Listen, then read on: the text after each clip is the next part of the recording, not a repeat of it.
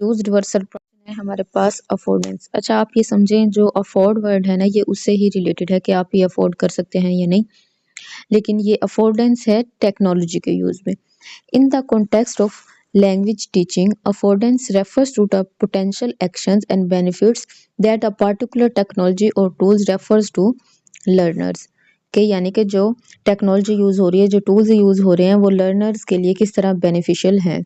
For example, N interactive white board affords opportunity for dynamic and interactive presentation. यहाँ पे वो बता रहा है कि एक टूल है हमारे पास इंटरेक्टिव वाइट बोर्ड, जो जिसके बारे में हमने ऊपर इस फाइल में पढ़ा है, वो उसके बेनिफिट्स बताए हैं कि वो अपॉर्चुनिटी प्रोवाइड करते हैं और इंटरेक्टिव मतलब एक बहुत ज़्यादा अच्छी प्रेजेंटेशन वो स्टूडेंट्स दे सकते हैं, टीचर्स अच्छी प्रेजेंटेशन दे के स्टूडेंट्स को समझा सकते हैं।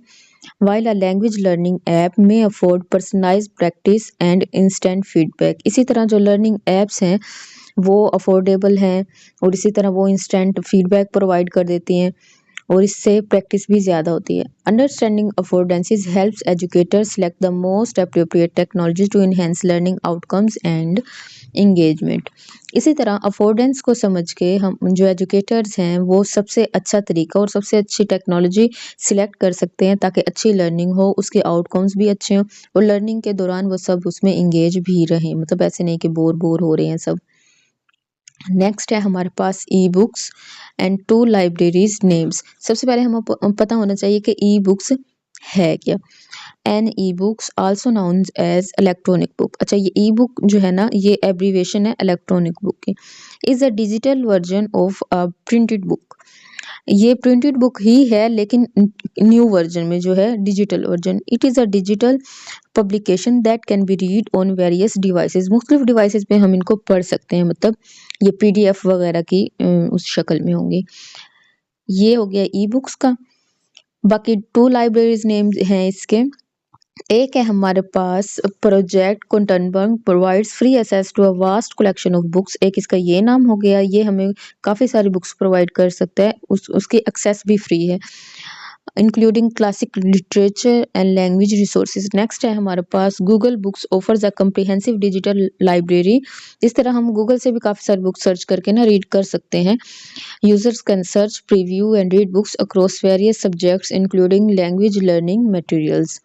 इसी तरह जैसे आप लोग जो है ना अभी अपने प्रोजेक्ट में जो लोग वर्क कर रहे होंगे, जिनका लास्ट सेमेस्टर है, तो वो भी गूगल से मुख्तलिफ बुक्स, मुख्तलिफ जो प्रोजेक्ट से रिलेटेड जो वर्क हो चुका है गूगल स्कॉलर से वो सर्च कर रहे हैं, वो भी इसी तरह ही है।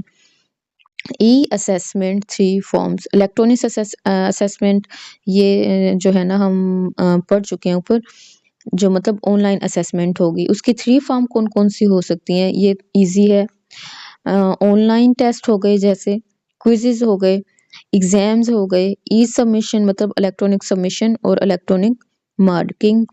और जिस तरह हम ये क्विज़ेज़ कर रहे हैं, उनकी सबमिशन हो रही है, वो मार्क हो जाते हैं, ये सब। Self and peer assessment student response system. अच्छा, होप सो आपको समझ आ रही होगी। नेक्स्ट है हमारे पास सेकंड लैंग्वेज एक्विजिशन, एसएलए है हमारे पास, सेकंड लैंग्वेज एक्विजिशन इन काल। काल का मतलब है कंप्यूटर असिस्टेंट लैंग्वेज लर्निंग। ये दोनों जो है ना, ये आप ये भी याद कर लीजिएगा क्योंकि ये एमसीक्यूज में बहुत चांसेस होते हैं आने के। अच्छा, सेकंड लैंग्वेज एक्विजिशन है कि हम जो दूसरी लैंग्वेज जो हम सीख रहे होंगे वो उस कंप्यूटर असिस्टेंट लैंग्वेज लर्निंग के रूप से। तो ये है second language acquisition in the context of computer assistant language learning refers to the process by which learners acquires a second language through the use of technological tools and resources. कि जो दूसरी language वो सीख रहे हैं वो किसके इस्तेमाल से सीखेंगे, टेक्नोलॉजी के और टूल्स से और उनसे उनके मुख्तलिफ रिसोर्सेज से। CALL programs utilize various technologies such as multimedia software यानी कि वीडियोज़ वगैरह, online platforms and mobile app to provide interactive and immersive learning experiences. These technologies support second language acquisition by offering personalised feedback. एक तो वो feedback provide करती हैं, extensive practice opportunities, और इंसान ना प्रैक्टिस भी कर सकता है, मतलब एक बार उसने टेक कर लिया, नेक्स्ट वो रीटेक भी कर सकता है अपने टेस्ट को। And access to authentic language materials, और वो मटेरियल भी ऑथेंटिक प्रोवाइड करेंगे, thereby enhancing thereby enhancing the overall effectiveness of language learning. तो सब कुछ उन्हें ऑथेंटिक मिल रहा है, तो इसी वजह से जो उनकी जो लर्निंग होगी वो भी अच्छी होगी। अच्छा, उसके बाद है हमारे पास कैप्ट। इसका जो है फुल फॉर्म जो है हमारे पास वो है कंप्यूटर असिस्टेंट प्रोनाउंसिएशन टेक्नोलॉजीज। इसके हमने जो है ना बेनिफिट्स बताने हैं, यानी कि इसके फायदे क्या है, ये लॉन्ग हो सकते हैं। इंक्रीज प्रैक्टिस टाइम, एक तो ये प्रैक्टिस टाइम को इंक्रीज करता है। वो कैसे कि CAPT software allow student to practice pronunciation, कि ये प्रोनाउंसिएशन की प्रैक्टिस करने के लिए अलाउ करते हैं स्टूडेंट्स को। रिस्क फ्री इन्वायरमेंट, एक इसमें रिस्क नहीं है कि आप एक बार जो है ना ट्राई कर लिया, आप दोबारा ट्राई नहीं कर सकते हैं, या आपके जो है ना नंबर वगैरह कुछ कट हो जाएंगे, नहीं। विदाउट फेयर जो है ना स्टूडेंट्स अपनी जो अपनी लर्निंग को जो है ना वो इम्प्रूव कर सकते हैं। इस तरह उनकी एंग्जाइटी भी रिड्यूस होगी और इस तरह उनकी लर्निंग इन्हेंस होगी। नेक्स्ट है हमारे पास patience and flexibility. Unlike human instructions, इंसानी जो इंस्ट्रक्शंस होते हैं जो मतलब स्टूडेंट्स को दी जाती हैं, तो उनसे स्टूडेंट जो है ना फेयर फील करते हैं। लेकिन ये जो है इसमें से ना वो पेशेंस फील करते हैं कि हमने जो है ना ये कर लेना है, इतने मतलब उनकी नेगेटिव मार्किंग नहीं हो रही है, उन्हें कोई पेनल्टी नहीं मिल रही है, तो उनका फेयर ना गायब हो जाता है। Unlike human instructors, CAPT programs are infinitely patient and can accommodate the individual pace of each learner, allowing for a more personalized learning experiences. Next benefit है हमारे पास diverse speech sound exposure. CAPT software can include diverse speech sounds from different speakers and registers. एक जो speech sound होंगी ना वो इसकी different हो सकती हैं, मुख्तलिफ स्पीकर्स उसमें बोल सकते हैं। Helping student to become familiar with a wide range of accents and intonations. अच्छा, इसका मतलब क्या होगा कि वो स्टूडेंट जो है वो मुख्तलिफ किस्म के जो लहजे हैं और जो उसमें लहजों में जो फ़र्क है, डेप्थ जो होगी, तो उनको वो जो कर सकें। Clear feedback on intonation. CAP took such as broad software provides students with clear visual feedback. ठीक है, ये कर लेना। नेक्स्ट है हमारे पास ब्लेंडेड लर्निंग। देखिए नाम से जाहिर है ब्लेंड, दो चीजें जो है ना वो मिली हैं।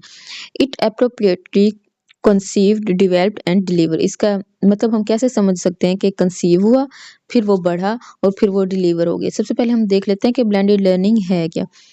Blended learning is an educational approach that combines traditional face-to-face instructions with online learning। यानी कि वो blend हुई ना दो चीज़ें। देखें अब, एक तो ट्रेडिशनल मेथड जो हमारा फेस टू फेस टीचिंग और लर्निंग चलती आ रही है, उसको ऑनलाइन लर्निंग के साथ मिला के होगा। इसके काफ़ी सारे बेनिफिट्स भी हैं, जैसे कि हमारे पास ये बेनिफिट आ गए हैं कि ये स्टूडेंट्स एंगेजमेंट को इंक्रीज करता है, फ्लेक्सिबिलिटी इंक्रीज करता है, लर्निंग आउटकम्स हमारे पास अच्छी हुई हैं और कॉस्ट इफेक्टिव भी है। तो ये अगर आप लोग करना चाहें तो ये देख लें, ये भी कर लीजिएगा। यहाँ से देख लेते हैं यहाँ पे क्या है। It appropriate conceive developed and delivered can support any number of learners anywhere and any time. It can help managers use human and other resources in the most efficient way possible to give learners the best learning experience possible। मतलब जितना भी हो सकता है ना इनसे, ये उतना ही अच्छा ट्राई करते हैं कि स्टूडेंट्स अच्छे से समझ सकें। It is satisfying to know that there is growing body of evidence to support the view that blended learning can result in a better student learning experiences। क्योंकि इसमें दो चीज़ें यूज़ हो रही हैं, एक फेस टू फेस लर्निंग और एक ऑनलाइन लर्निंग, वो दोनों को इकट्ठा लेके चल रहे हैं। तो इससे बहुत इम्प्रूवमेंट आएगी, आउटकम अच्छी होगी, ग्रेटर स्टूडेंट मोटिवेशन होगी, कॉन्फिडेंस बढ़ेगा, उनमें सेटिस्फेक्शन होगी, ये सब। उसके बाद आप blended approach. A blended approach represent a significant departure from a traditional approach। Traditional approach हमारे पास है फेस टू फेस अप्रोच, ये उससे ज़रा हटके है। ये है क्या, ये हम ज़रा देख लेते हैं। A blended approach is an educational strategy that combines different teaching methods। इसमें मुख्तलिफ टीचिंग मेथड को इकट्ठा किया जाता है, टूल्स को, टेक्निक्स को, to create a unique learning experience. एक ट्रेडिशनल से हट के ज़रा एक्सपीरियंस बनाने के लिए ना ये इन सबको इकट्ठा करते हैं। It integrates traditional face to face instruction with online technology enhance instruction and other innovative approach.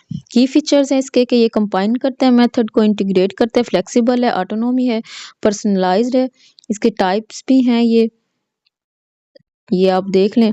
Benefits भी हैं इसके, वो ये हैं कि इम्प्रूव करता है स्टूडेंट एंगेजमेंट को, फ्लेक्सिबिलिटी को, लर्निंग आउटकम को इम्प्रूव करता है और कॉस्ट इफेक्टिव भी है। यहाँ से देख लेते हैं। It represents a fundamental reconceptualization and reorganization of the teaching and learning dynamic. In this respect, no two blended learning designed are identical. अच्छा, ये हमारी फाइल हो चुकी है, और अगर आप लोगों को समझ आई हो और आप चाहते हैं कि मैं इसके शॉर्ट लेक्चर करूं, या जो है ना और फाइल इसी तरह की जैसे 520 या 519 524, इनकी भी अगर इसी तरह करवाऊं तो आप कमेंट सेक्शन में बताइएगा। अल्लाह हाफिज।